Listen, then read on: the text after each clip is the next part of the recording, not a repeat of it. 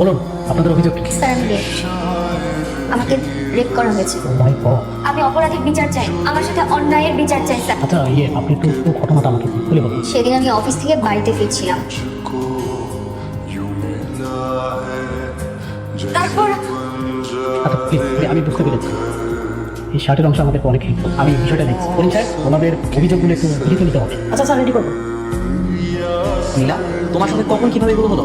শনিবার রাতে। রিমন, একটা কাজ করা যায়, আমি নিউজটা কভার করি, তাহলে উপকার হতে পারে। খবরদার নাবিল, তুই ভালো করে জানিস আগামীকাল আমাদের দুজনের এনগেজমেন্ট। এই মুহূর্তে এরকম কোনো নিউজ লিক করা যাবে না। কেন এমন? এই নিউজ করা যাবে না কেন? তুমি চাও না আমার সাথে যে অন্যায় করেছে তার শাস্তি হোক? নীলা, আমি চাই, কিন্তু এই মুহূর্তে যদি এরকম একটা নিউজ লিক হয়, মানুষজন কি বলবে? মানুষ কি বলবে, লোকে কি বলবে, তার চেয়ে গুরুত্বপূর্ণ বিষয় হচ্ছে সেটা কভার করলে দেশের অনেক মেয়ে সচেতন হতে পারে।